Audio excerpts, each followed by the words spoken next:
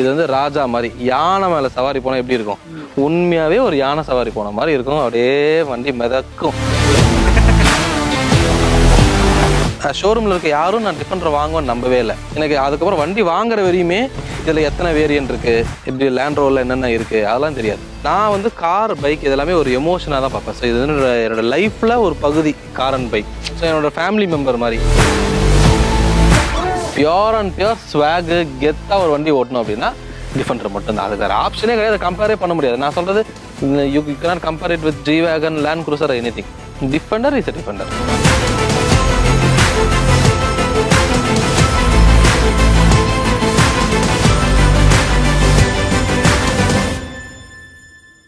மோகன், என்ன கார் வாங்கியிருக்கீங்க மோகன்?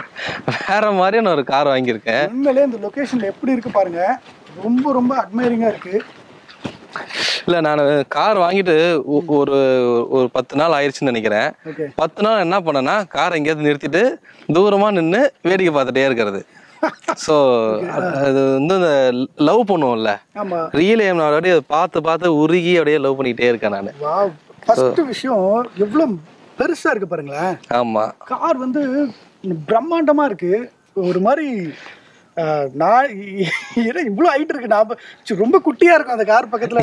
பக்கத்துல வாங்க, எவ்வளவு ஹைட் இருக்குன்னு பார்த்துறோம். என்னை விட பாரு, நம்மளால இந்த பானட்டை பார்க்க யூஸ்வலா நம்ம செடான் காரோ இல்ல அதெல்லாம் பார்த்தா நம்ம மேல இதை பார்க்க முடியும், இப்படி கை வைக்கலாம். இதுதான் ஹைட். வா, எவ்வளவு பெருசு இருக்கு. எத்தனை இன்ச் டயர் இது? ஆக்சுவலா 20 இன்ச் டயர்.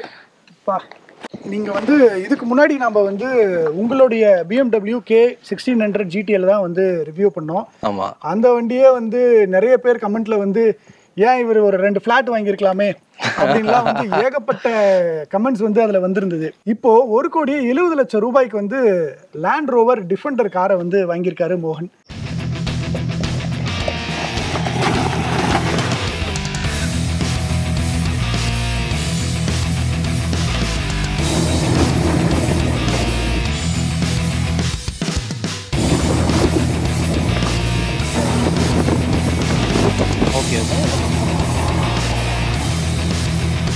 இந்த மாதிரி காரெல்லாம் வந்து வாங்கணும் அப்படின்னு வந்து நிறைய பேர் கனவு இருந்தாலும் அதை வந்து அந்த கனவை வந்து நிஜமாக்குறதுங்கிறது சில பேரால தான் முடியும். இந்தியாவிலேயே பார்த்தீங்கன்னா பெரிய பெரிய செலிபிரிட்டி கிட்ட தான் இந்த டிஃபெண்டர் இருக்குது அப்படின்னு வந்து இருக்குது.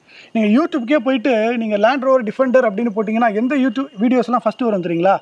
எந்தெந்த செலிபிரிட்டிஸ்க்கெலாம் இந்த கார் இருக்குது அப்படிங்கிற மாதிரி தான் வந்து இந்த காரை வந்து போர்ட்ரேட்டே பண்ணுவாங்க. அப்படி இருக்கும்போது நீங்கள் வந்து ஒரு ஒரு சாமானியனாக நீங்கள் வளர்ந்து வந்து ஒரு பிஸ்னஸில் வந்து முன்னேறி இன்றைக்கி வந்து இந்த காரை வாங்கியிருக்கீங்கன்னும் போது இது எல்லாராலையும் வாங்க முடியும் அப்படிங்கிற ஒரு நம்பிக்கை கொடுக்குற மாதிரி தான் இருக்குது மோகன். உண்மையிலே வந்து அதுக்காகவே நான் உங்களுக்கு ரொம்ப கங்க்ராட்ஸ் பண்ணணும். ரொம்ப சந்தோஷமாக இருக்குது. நம்ம BMW பண்ணியிருந்தோம், உண்மையிலே நல்லாவே வந்து ரிசீவ் பண்ணியிருந்தாங்க ஆடியன்ஸு. இப்போ வந்து லேண்ட் ரோவர், இதை பற்றி நீங்கள் சொல்லுங்கள், ஏன் இந்த காரை வாங்கினீங்க? இல்லை, பொதுவாக கார் வாங்கும்போது நிறைய ஸ்பெக்கு பார்ப்பாங்க, அதுக்கப்புறம் ஒவ்வொரு ஷோரூமாக போவாங்க, அதெல்லாம் பண்ணுவாங்க. நான் வந்து கார் பைக் இதெல்லாமே ஒரு எமோஷனாக தான் பார்ப்பேன். ஸோ இது என்னோட லைஃப்பில் ஒரு பகுதி கார் அண்ட் பைக். ஸோ என்னோட ஃபேமிலி மெம்பர் மாதிரி. ஸோ மற்றவங்களுக்கு எப்படியோ தெரியாது, எனக்கு கார் அண்ட் பைக்ஸ்ன்றது என்னோட ஃபேமிலி மெம்பர் மாதிரி. ஸோ இவங்க வந்து நமக்கு ஒரு பக்கபலமாக இருக்கணும். ஸோ எனக்கு கார்ஸ் வந்து எமோஷன்.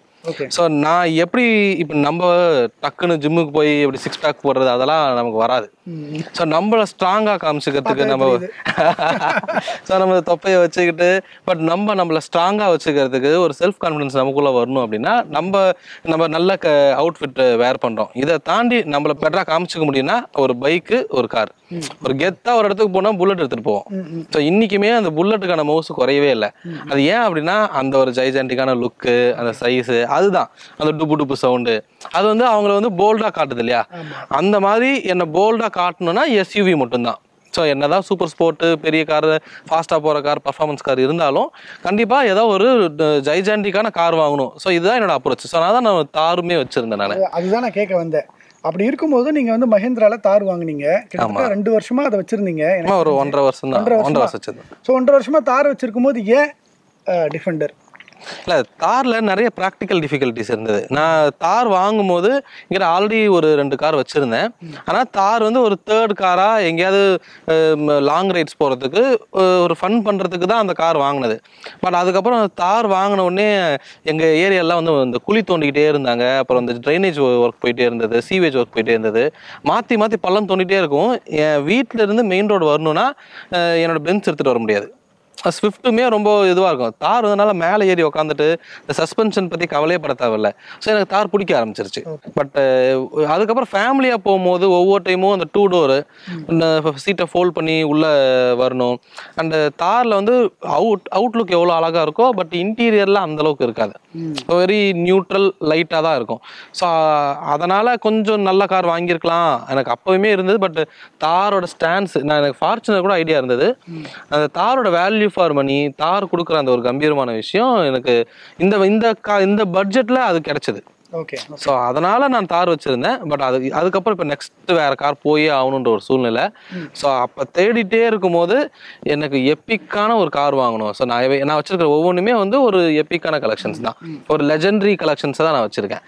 ஸோ அப்படி தேடும் போது எனக்கு ஃபார்ச்சுனர் தவிர வேறு எந்த ஆப்ஷனுமே இல்லை. ஃபார்ச்சுனர் தாண்டிட்டோன்னா ஜி-வேகன் இருக்கு. ஜி-வேகன் ஒரு 3 crore மேலே நினைக்கிறேன். ஸோ அதுக்கப்புறமா அதில் கஸ்டமைசேஷன்ஸ் இருக்கு. அப்போ ஃபார்ச்சுனருக்கும் ஜி-வேகனுக்கும் நடுவில் ஐ ஹேட் ஃபியூ அதர் ஆப்ஷன்ஸ். பிஎம்டபிள்யூவில் வந்து X7 இருக்கு, அப்புறம் GLS 400D இருக்கு.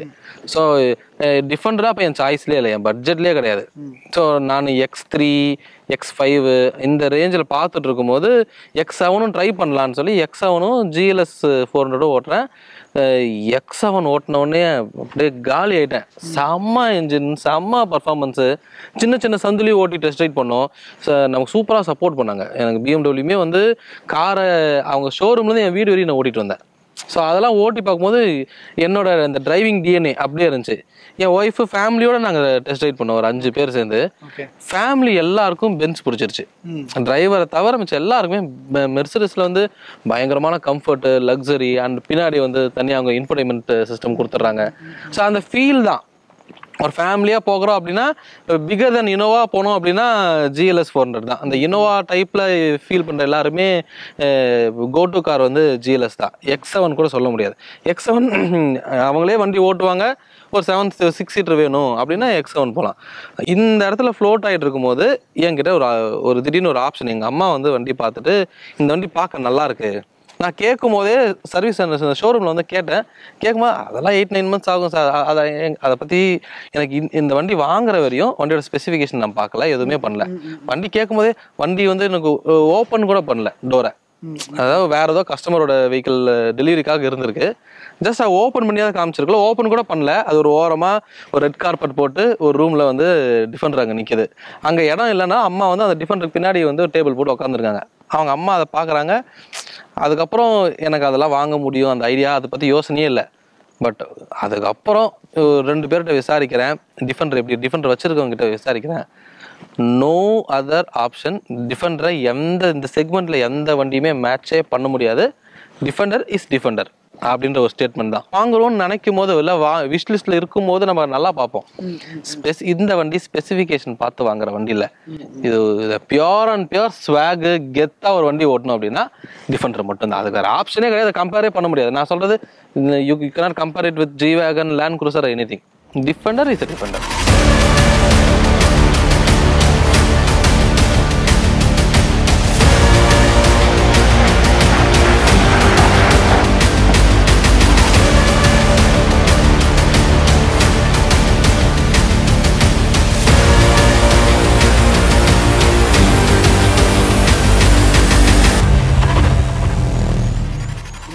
எவ்வளோ கேப்பபிளான மிஷின் வந்து நம்ம டெஸ்ட் கூட பண்ணல. இங்கே இருக்கிற ஆஃப் ரோடெல்லாம் வந்து ரொம்ப சாதாரணமாக இது ஏதோ சும்மா ஒரு சின்ன மேட்ல ஏறி போற மாதிரி தான் போயிட்டு இருந்தது. அதாவது பெரிய பெரிய விஷயம் ஸ்ட்ரெயினே ஆகல, அசால்ட்டா அது மாதிரி ஏறி வந்துட்டாங்க. இதெல்லாம் டெஸ்ட் பண்ணணும்னா நம்ம வந்து உண்மையிலே ஒரு சூப்பரான ஆஃப் ரோட் டெரெயினுக்கு தான் போகணும். அப்பதான் இதை வந்து முழுமையா டெஸ்ட் பண்ண முடியும். இப்போ நீங்க இந்த வாங்கினதுல இருந்து இப்போ வரையும் இந்த லேண்ட் ரோவரை பற்றி சொன்னீங்க. இந்த டிஃபெண்டரோட பவர் வந்து எப்படி ஃபீல் பண்ணுறீங்க? அந்த பவரை பற்றி கொஞ்சம். ஓகே. ஸோ இது டிஃபெண்டரில் வந்து ஆக்சுவலாக டிஃபெண்டரில் பார்த்தோன்னா மொத்தம் 32 வேரியன்ட் இருக்குது. ஸோ டிஃபெண்டரில் 3 பாடி டைப் இருக்குது. This is 110. ஸோ 90 இருக்குது. ஸோ 2 டோர் மட்டும் இருக்கும் 100 டிக்கி. ஸோ 3 டோர் இருக்குது. இது 5 டோர். ஸோ 110. 130 இருக்குது. இது வந்து ஜஸ்ட் கொஞ்சம் எக்ஸ்டெண்ட் ஆகிருக்கும். அது வந்து தேர்ட் ரோ வந்து 8 சீட்டர். அது ஸோ எனக்கு தெரிஞ்ச ஒரு கம்ஃபர்டபுளான 8 சீட்டர் லக்ஸரியில் டிஃபெண்டர் 130 மட்டும்தான். பூட் ஸ்பேஸும் கொஞ்சம் அதிகமாக இருக்கும். ஆமாம், பூட் ஸ்பேஸ் இருக்கும். தேர்ட் ரோ மெயினாக வந்து தேர்ட் ரோவில் 3 பேர் உட்காரலாம். ஸோ அதான் கம்ஃபர்டபுளாக உட்காருது. ஸோ டிஃபெண்டர் 130 ரொம்ப, ஆனால் ப்ராக்டிக்கலான இந்த காரே கொஞ்சம் லென்த்து தான். இது அதாவது கொஞ்சம் விட்டும் அதிகம், 2.1 மீட்டர்னு நினைக்கிறேன். ஸோ என் மைண்ட் செட்டே என்னன்னா 5 மீட்டர் கார் வாங்கணும். 5 மீட்டர் இன் லென்த் இருக்கணும், 2 மீட்டர் இன் விட்த் இருக்கணும், அண்ட் அட்லீஸ்ட் ஒரு 2 மீட்டர் ஹைட் இருக்கணும். இது வந்து 1.98 மீட்டர்ஸு. பட் இப்போ வந்து ஆஃப் ரோட் மோடில் இருக்கு. சஸ்பென்ஷன் அப்படியே மேலே ஏறிடுச்சுன்னா இதுவும் அகைன் 2.1 மீட்டர் வந்துடும். எனக்கு அந்த ஒரு வண்டி கெத்தாக வேணும். ஃபார்ச்சுனர் பார்த்தா எல்லாருக்கும் பிடிக்கும். காரணம் என்னன்னா அது வந்து ஒரு 5 மீட்டர் இருக்கு, ஹைட் பார்த்தீங்கன்னா 1.9 மீட்டர் இருக்கும். பட் இது 1.85 நினைக்கிறேன். இது 1.95 ப்ளஸ் ஹைட் ஏறும். ஸோ ஒரு 2.1 மீட்டர். இந்த கிராண்டான ஸ்டாண்ட்ஸே வண்டி ஹைட்டாக இருக்கிறது தான். அண்ட் பானட் ஹைட்டாக இருந்தாவே அந்த வண்டி வந்து இந்த தார் அழகாக தெரிகிற காரணமே பானட் ஹைட்டாக இருக்குது. ஸோ அதனால தான் இது எடுத்தது. இந்த 110ல் பார்த்தீங்கன்னா அகைன் என்ஜின் இப்போ பாடி டைப் 3 டைப் இருக்குது. என்ஜினில் பார்த்தோன்னா அகைன் அதில் 3 செக்மெண்ட் இருக்குது. ஸோ பெட்ரோல், டீசல் எனக்கு தெரிஞ்சு இந்தியாவில் 3 லிட்டர் என்ஜின் மட்டும்தான் இருக்குது. ஸோ ஒரு ஃபாஸ்ட் மூவிங் டிஃபெண்டர்னா இந்த வண்டி தான் 110 டீசல். இதுதான் வந்து இந்தியாவில் ஃபாஸ்ட்டாக போயிட்டு இருக்கிற வெஹிக்கிள். அப்புறம் இதுலேயே 2 லிட்டர் என்ஜின், இப்போ பெட்ரோலில் 2 லிட்டர் இருக்குது, 3 லிட்டர் இருக்குது, 5 லிட்டர் இருக்குது. இப்போ இதில் பெட்ரோல் போகிறாங்க அப்படின்னா பட்ஜெட் கம்மியாக வேணும்னு நினைக்கிறவங்க அந்த பெட்ரோலில் 2 லிட்டர் போவாங்க. அரௌண்ட் 1.3 to 1.4 crore ஸ்டார்ட் ஆகும். ஸோ டிஃபெண்டரோட ஸ்டார்டிங் ப்ரைஸ் வந்து 110ல் 1.35 crore நினைக்கிறேன் பெட்ரோல். ஸோ அதுலேயே V8 இருக்கு, 5 லிட்டர் என்ஜின். அந்த வண்டி தான் அது. இது ஒரு எப்பிக்கான என்ஜின். அது பார்த்தோன்னா இந்த கார்பேத்தியன் சொல்லிட்டு ஒரு மாடல் இருக்கு. ஸோ அது வந்து அரௌண்ட் 2.5 crore மேலே. அண்ட் எனி 2 டிஃபெண்டர்ஸ் வந்து ஒரே மாதிரி இருக்காது. ஏன்னா இது எல்லாமே கஸ்டம் மேட் டிஃபெண்டர்ஸ் தான். ஸோ அதில் எல்லா வண்டியிலுமே ஒரே ஃபீச்சர் இருக்குமான்னு சொல்லவே முடியாது. ஸோ அதில் இப்போ இந்த வெஹிக்கிள் பார்த்தோம் அப்படின்னா it is D300. It's diesel engine plus இதில் 110 சைஸு. அண்ட் இதில் வேரியண்ட் வந்து இது HSE. ஸோ HSE வந்து இது பேசிக் கொஞ்சம் அதிகம். இதுக்கப்புறம் எக்ஸ் டைனமிக் இருக்குது, எக்ஸ் இருக்குன்னு நினைக்கிறேன். ஸோ அதில் வந்து அந்த லுக் வைஸ் இங்கே பிளாக்ல டிண்ட் வரும். ஒரு 10 lakh எனக்கு தெரிஞ்ச ஒரு ப்ரைஸ் டிஃப்ரென்ஸ் இருக்கும். அது எல்லாமே அந்த எக்ஸ்டீரியரில் சின்ன சின்ன மாடிஃபிகேஷன்ஸ், அலாய் வேற அலாய் வரும். இந்த டாப்பில் வந்து ஒரு பிளாக் வரும். அப்புறம் ஸ்போர்ட்டி ஃபுட் பெடல்ஸ் எல்லாம் இருக்கும்.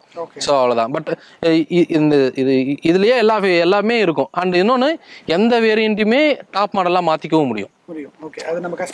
கஸ்டமைஸ் பண்ணிக்கலாம். இந்த வெஹிக்கிளில் 3 முக்கியமான பேக்கேஜ் இருக்குது. ஒன்று இதில் ஏர் சஸ்பென்ஷன். ஸோ ஏர் சஸ்பென்ஷன் வந்து ஸ்டாண்டர்ட் கிடையாது, அது டாப் மாடலில் வந்துடும். இது வந்து வேணா அப்கிரேட் பண்ணிக்கலாம். ஸோ இது டாப் மாடலுக்கு அப்கிரேட் பண்ணியிருக்கு. இதில் ஏர் சஸ்பென்ஷன் இருக்குது. ஸோ இந்த காரை வாங்கணும் முடிவு பண்ண உடனே அவங்க வந்து எக்ஸ்பிளைன் பண்ணியிருப்பாங்க இந்த காரை பற்றி. அப்படி எக்ஸ்பிளைன் பண்ணும்போது எந்த ஃபீச்சர் வந்து உங்களை பயங்கரமாக கவர்ந்துச்சுப்பா செம்ம அப்படின்னு சொல்லி? ஆல்ரெடி நிறைய காரை பார்த்துருக்கீங்க, எக்ஸாம் எல்லாம் போய் டெஸ்ட் பண்ணீங்க. இருந்தாலும் இதுல அப்பா இதுல லேண்ட் ரோவர்ல இது இருக்கு அப்படின்னு வந்து நீங்க ஆச்சரியப்பட்ட விஷயம் இல்லை? ஐ ஹேட் அ பெட்டர் எக்ஸ்பீரியன்ஸ். எனக்கு வந்து நான் ஜாகுவாரில் எஃப்எஸ் தான் பார்க்க போயிருந்தேன். அது ஆல்மோஸ்ட் நான் வண்டியை புக் பண்ணலாம். ஏன்னா எனக்கு ஜாகுவார் வாங்கணுன்றது ரொம்ப நாள் ஆசை. ஸோ எனக்கு எமோஷன் தான் ரொம்ப முக்கியம். எனக்கு பல வருஷமாக ஜாகுவார் ஷோரூமை கிராஸ் பண்ணி போகும்போது என்னைக்காவது ஒரு நாள் இந்த ஷோரூம்குள்ளே போயிட்டு ஒரு பொருளை வாங்கிடணும், அந்த ஆசை எனக்கு எப்பயுமே இருக்கும். அப்படி போகும்போது பென்ஸு நான் ஆல்ரெடி யூஸ் பண்ணிட்டேன், BMW ஆல்ரெடி யூஸ் பண்ணிட்டேன். ஸோ கண்டிப்பாக ஒரு நாள் அந்த ஜாகுவாரில் போய் உட்காரணும். அந்த சூதுகோவம் படத்தில் வந்து ஐயோ அப்படின்னு சொல்லி இந்த ஸ்டேரிங்கை பிடிச்சி அப்படி தடவி, அதனால் எனக்கு ஜாகுவார் இன்டீரியர் அவ்வளோ அழகாக இருந்துச்சு. எஃப்எஸ் மட்டும்தான் இருக்குது. ஸோ எஃப்எஸ் வாங்கலாம் ஆல்மோஸ்ட் முடிவு பண்ணிட்டேன். ஸோ அப்போ தான் நான் டிஃபெண்டருக்கு மைண்ட் செட் ஆனேன். ஸோ எனக்கு டிஃபெண்டரை பற்றி கேட்கும்போது எனக்கு ஃபஸ்ட்டு ஷோரூமில் இருக்க யாரும் நான் டிஃபெண்டரை வாங்குவேன்னு நம்பவே இல்லை. அண்டு நானும் ஒரு 3-4 டேஸாக ஃபாலோ பண்ணிட்டே இருந்தேன். டிஃபெண்டரை பற்றி டீட்டெயில் கேட்டேன், டெஸ்ட் ரைடே உடனே கொடுக்கல, ரொம்ப லேட் பண்ணிவிட்டு அப்புறம் நைட்டு ஒரு 6:30-7 மணிக்கு தான் எனக்கு வெஹிக்கிள் கொண்டு வந்தாங்க. பகல்லையுமே பார்க்கல. பட் எனக்கு நான் எமோஷனை நம்பி வாங்குற ஆள். எனக்கு இந்த வெஹிக்கிள் இந்த ஸ்டாண்ட்ஸ் எல்லாம் பார்த்தோன்னே ஸ்பெக் என்கிட்ட சொல்லலை. ஸோ அதனோட நான் நிறைய ஷோரூம் போகும்போது எனக்கு இதில் வந்து நெகட்டிவ் தான். ஸோ எனக்கு அந்தளவுக்கு அப்ரோச்சபிளாக இல்லை. பட் வண்டி பிடிச்சிருச்சு. எனக்கு சேல்ஸ் எப்படி இருக்காங்களோ இல்லையோ எனக்கு வெஹிக்கிள் பிடிச்சிருச்சு. எனக்கு அதுக்கப்புறம் வண்டி வாங்குற வரையுமே இதில் எத்தனை வேரியன்ட் இருக்குது, இப்படி லேண்ட் ரோவரில் என்னென்ன இருக்குது அதெல்லாம் தெரியாது. ஸோ அதுக்கப்புறம் எல்லாம் நம்ம கூகுள் ஜி இருக்குது, அப்புறம் கூகுளால் நானே ஒவ்வொரு பட்டனும் அழுத்தி என்ன இருக்குது ஏது இருக்குன்னு கண்டுபிடிச்சி ஒரு ஃபுல் ரிவ்யூ பண்ணுற அளவுக்கு நான் கற்றுக்கிட்டேன். ஸோ அதனால் பட் டிஃபெண்டர் வந்து இதோட ஆஃப் ரோடிங் கேப்பபிலிட்டி தான். டிஃபெண்டர் பழைய டிஃபெண்டர்லாம் வந்து கலெக்டிபிள்ஸாக மாறிடுச்சு. அப்புறம் இப்போ தானே திரும்பியும் டிஃபெண்டரை லான்ச் பண்ணுறாங்க. ஸோ அதனால் இந்த ஸ்டாண்ட்ஸு இது கொடுக்குற ஒரு எமோஷன் அண்டு இன்னிலேருந்து இன்னும் ஒரு 15 வருஷம் ஆனால் கூட இந்த டிஃபெண்டருக்கு வேல்யூ குறையவே குறையாது. இது வந்து இட்ஸ் ஃபார் லைஃப். எனக்கு தெரிஞ்சு ஒரு 30 வருஷம் வச்சுருந்தாலும் 30 வருஷம் கழிச்சும் டெஃபரெண்டாக இப்போ இது ஒரு 1.5 கோடி ரூபா போகும். இப்போ நான் இது இன்னிலிருந்து கொஞ்ச நாளுக்கு வேணால் ரேட்டு கம்மி ஆகலாம். பட் ஆஃப்டர் 10 இயர் பார்த்தீங்கன்னா டிஃபெண்டர் அன்னைக்கு ஒரு 4 crore இருக்கும். அன்னைக்கு இந்த வண்டியை 2 crore கேட்கறதுக்குமே ஆள் இருப்பாங்க. ஸோ இது வந்து இந்த வெஹிக்கிள் இப்போ பார்க்குறவங்க இது ஒரு டிப்ரிசியேஷன் ஆசெட்னு சொல்லவே முடியாது. ஸோ டெஃபினட்டாக நான் சொல்கிறேன் 10 வருஷம் கழிச்சு இதோட value it should be more then 2 crore. டவுட்டே கிடையாது.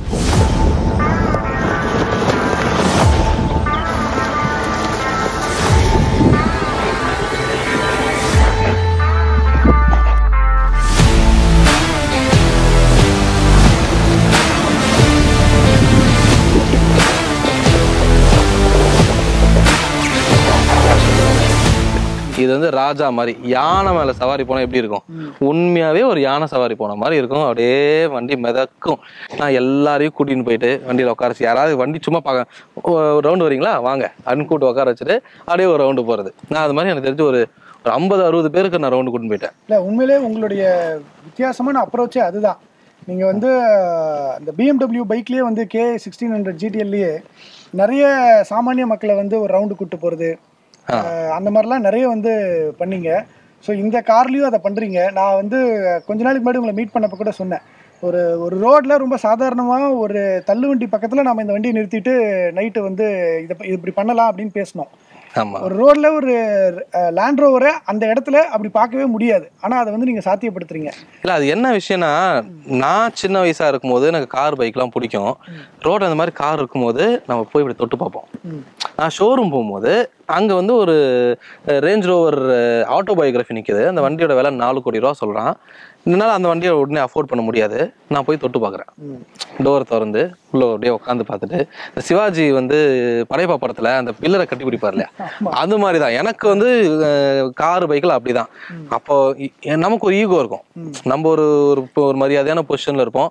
அதை தாண்டி இதை தொட்டு பார்க்கணும்னு நமக்கு ஒரு ஆசை இருக்கும். அந்த மாதிரி தான் மற்றவங்களுக்கும் இருக்கும். அவங்கள வந்து கிட்ட வரக்கூடாது, ஸ்கிராச் ஆயிடும். ஸ்கிராச் ஆனால் பாலிஷ் பண்ணிக்கலாம். இப்போ என் ஜிடியில் பார்த்தீங்கன்னா ஏகப்பட்ட ஸ்க்ராட்ச் இருக்கும். கால் ஏறி உட்காரும் போதெல்லாம் ஸ்க்ராட்ச் ஆகும். வண்டி ரோட்டில் இருக்கிறது, அதை மனுஷனை தாண்டி வண்டி கிடையாது. அதனால தான் நான் யாருனாலும் சரி, தெரியாதவங்க ஸ்ட்ரேஞ்சர்னா கூட நான் கொஞ்சம் அது ரிஸ்கி தான் இருந்தாலும் கூட நான் வண்டியில் ஏற்றி உட்கார வைப்பேன். இப்போ கூட அந்த வண்டியில் ஏறும்போது ஹைட்டாக இருக்கும், ஸ்க்ராட்ச் ஆகும், அதெல்லாம் பார்க்க மாட்டேன். ரொம்ப சூப்பரான விஷயம் மோகன், உண்மையிலே இது வந்து பாராட்டுக்கள். இப்போ வந்து முக்கியமான ஒரு விஷயம் என்ன அப்படின்னா, இது வந்து எவ்வளோ மைலேஜ் தரும் இந்த கார்? ஸோ நான் இப்போ வரையும் சிட்டி தான் ஓட்டிகிட்டு இருக்கேன். மேக்ஸிமம் 9 வந்திருக்கு. ஒரு 7 to 9. ஹைவே எனக்கு தெரிஞ்சு ஒரு 12 வரையும் வர வாய்ப்பு இருக்கு. But we can expect around 9. வா, இது வந்து இந்த இன்ஜினுக்கும் இந்த பவருக்கும் இந்த சைஸுக்குமே வந்து 9ம் 12ங்கிறது உண்மையிலே டீசெண்டான நம்பர்ஸ் தான். ஸோ சர்வீஸ் எல்லாம் எப்படி, சர்வீஸ் இன்டர்வல்னா வந்து என்ன மாதிரியான சர்வீஸ்? டெஃபினட்டாக காஸ்ட்லியாக தான் இருக்கும். Should be more then 70,000. 70லேருந்து 1 lakh. So 13,000 kilometre once வந்து சர்வீஸ் இன்டர்வல் இருக்கு. மேபி அது ஒரு 20,000 இல்லை 15,000 மேலேயே இருந்திருக்கலாம். பிரேக் பேட்ஸ் எனக்கு தெரிஞ்சு பிரேக் பேடும் ஒரு சர்வீஸும் பண்ணனா ஒரு 1.5 லட்ச ரூபா வரையும் வர வாய்ப்பு இருக்கு. இன்னைக்கு இதோடைய ஆஃப் ரோடை வந்து நீங்கள் பார்த்துருப்பீங்க. மோகனுடைய அவருடைய இன்சைட்ஸ், அவருடைய எக்ஸ்பீரியன்ஸ், அவர் ஏன் அந்த கார் வாங்கினார் அப்படிங்கிறத பற்றி தெரிஞ்சிருப்பீங்க. லேண்ட் ரோவரோட இந்த டிஃபெண்டர் வந்து எந்த அளவுக்கு வந்து நிறைய பேரை கவர்ந்துருக்கு, மோகனை எந்த அளவுக்கு கவர்ந்துருக்கு அப்படிங்கிறதையும் நீங்கள் பார்த்துருப்பீங்க. இந்த மாதிரி வீடியோஸை வந்து நீங்கள் இன்னும் பார்க்கணும் அப்படின்னா மோட்டர் வீடன் யூடியூப் சேனலுக்கு சப்ஸ்கிரைப் பண்ணிவிடுங்க.